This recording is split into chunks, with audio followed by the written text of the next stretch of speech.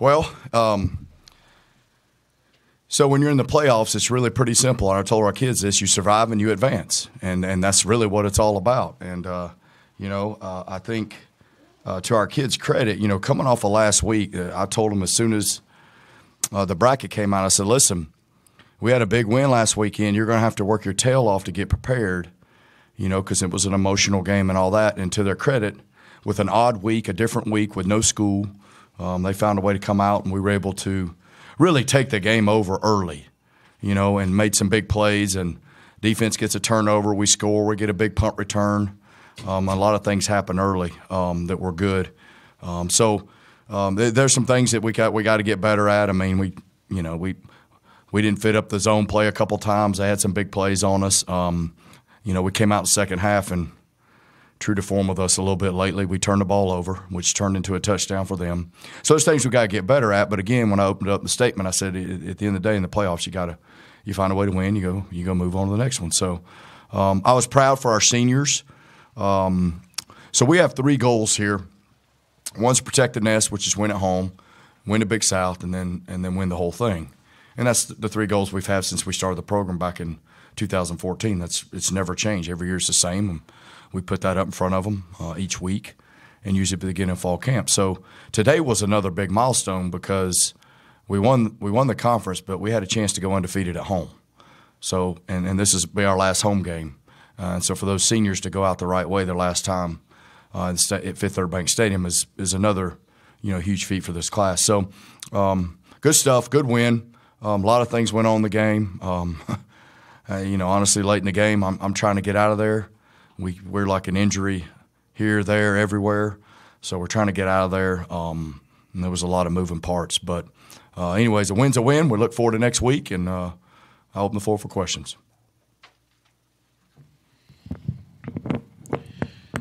Coach Abel said the biggest thing that he had to adjust to, or the kids had to adjust to, was your speed.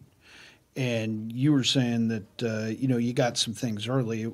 And I think that speed really helped break that game open in the first quarter. So is that something that that you noticed as well? And also was asked him about that first play or the second play. They turned the ball over.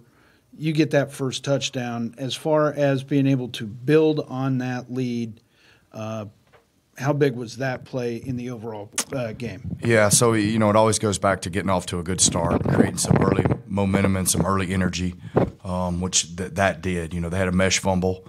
We're familiar with them, unfortunately, but they had a mesh fumble, and we were able to take it in and score. And then it kind of dominoed a little bit after that, and we were able to get up 21-0.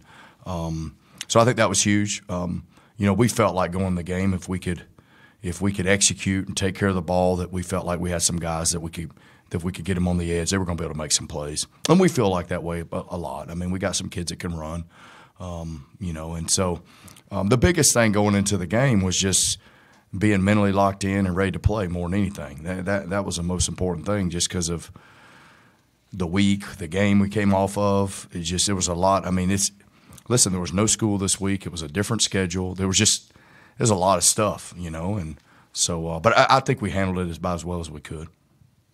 There aren't a whole lot of program firsts left to make, but Gabriel Benyard, the first punt return in program history, and that was one of those speed plays because he was gone in a flash. What was there a specific thing that you guys worked on as far as punt return that you could see where you could break one, or is that just his talent coming through? We actually went and pressured it. We're trying to block it, and sometimes when that happens, they're so in a protection mode that they don't get out and cover the same. And we all know if Gabe and some of our guys, especially Gabe, if you can give him a little bit of room, I mean, he kind of glides. You know what I mean? He's smooth. He covers a lot of ground. But really we were going to block it, to be honest with you. And we've had that happen before. Sometimes they all get caught up in protection and they don't get out and cover as well. And I think once he caught a little bit of crease, you could see it developing. And it was a heck of a heck of a return for him. And we you know, the kid's talented now. We're trying to put him in position where he can make some plays. Offensively, I think it was 7 of 12 on third downs, 3 of 4 or 4 of 5 on fourth downs, 5 of 5 in the red zone. Is this as efficient as you've seen the offense work all year? We were able to move the ball. I don't know that, and I don't want to sound, but I don't know that we were executing at as high a level as maybe we can.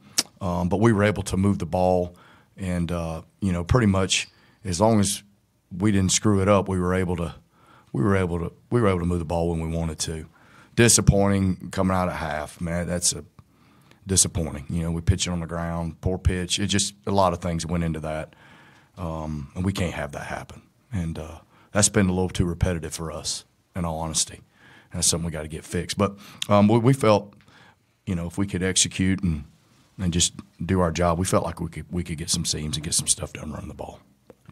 And last thing, you guys, defense only gave up 14 points. Now, you said earlier in the week, said they're going to be able to move the ball, and at times they did hit the two plays, scoring plays, but other than that, completely shut down. I think 140 yards below their rushing average.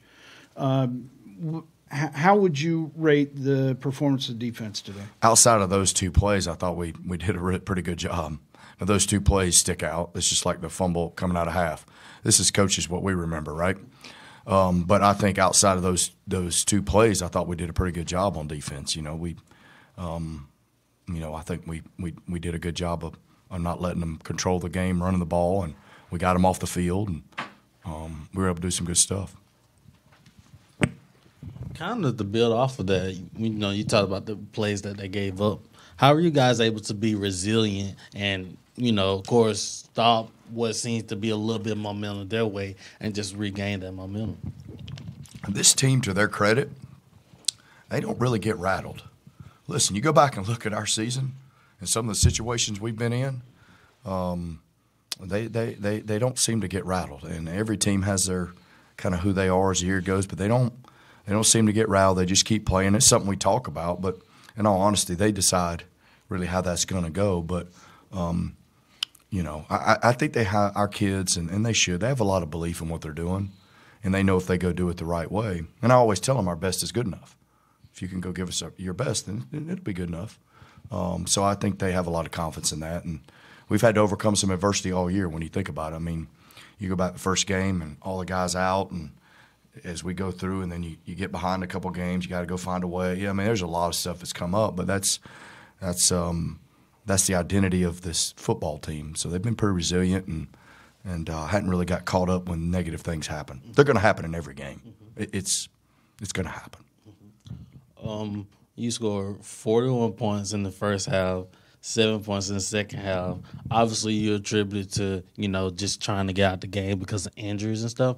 What would you say was the difference kind of between the first and second half, even though you guys were able to get that big lead?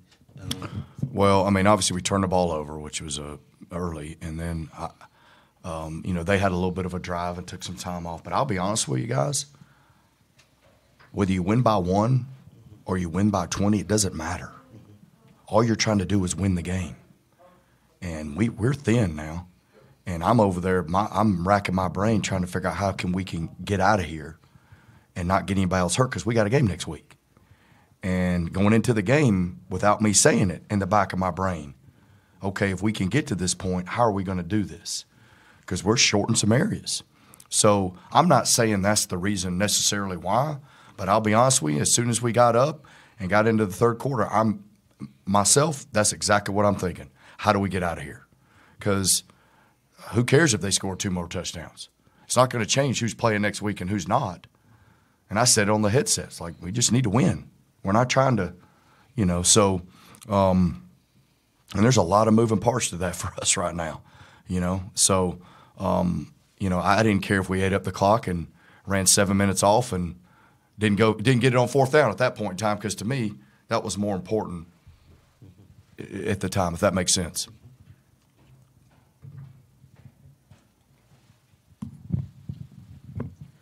Well, Coach, I know you're going to want to celebrate this victory. Sets it up next week at East Tennessee State. SoCon champ. Your team's had a history of success against SoCon. First time seeing ETSU in quite a while. Should be a pretty good matchup. Yeah, we're excited about the opportunity. I think when you get in the playoffs, you survive and advance, and we got a chance to go on the road and play another conference champion. And I think our kids will be excited about the opportunity. So we're looking forward to it. We're going to regroup and see if we can get healthy and see if we can go have a good week of practice, get ready to go. Thank you, Coach. All good? Thank you, sir. All right, thank y'all. Quarterback, Mr. Xavier Shepard, and safety, Markeith Montgomery. Fellas, congratulations. Coach said it doesn't matter whether you win by 1 or 30. It doesn't change. You guys get to play next week. That's true, but it looks better when you win by 30. You, sir, 4 more touchdowns. Now, I don't know if you realize what kind of area you're getting into. That's 23. And your quarterback's coach has the FCS record for touchdowns by a quarterback with 29. Big game next week. You could get there, maybe 2 weeks. So I know this isn't about today's game, but I'm kind of curious when you start thinking about those kind of things. What would that mean to you? And how good would it feel to put one over on Chandler? We'd have a conversation. He'd joke about it and stuff like that. You did a good job. He'll dial it down like I didn't really do a whole lot. It'd be a awesome achievement to know that just all of my teammates, it didn't just come from me. All of my teammates, everybody doing their job, just giving credit to everybody that did their job for me to even achieve that award. That being said, you guys got turnover early, thanks to Markeith and defense. To be able to strike like you guys did in the first quarter, a quick touchdown, get the ball back, go back down, and then get the punt return. To go up 20-0. How big was that as far as the overall scope of the game, allowing you guys to do basically whatever it is that you wanted to do from that point? It was huge, being able to control the game. Just whole week we kind of talked about it was a 4-quarter game. You can't give up in just a couple of plays. We tried to finish the game off the best way we could, taking one play at a time. Offense and defense, everybody doing their job. Markeith, interception in the corner of the end zone. You stuck your foot in and started to bring it back. What did you see, and did you think you would have enough gas to go the entire way? Yes, sir. My teammates would say I wouldn't have enough gas, but I thought I had enough gas. But it wasn't just me; it was the guys up front, and then just playing ball with the good eyes. So.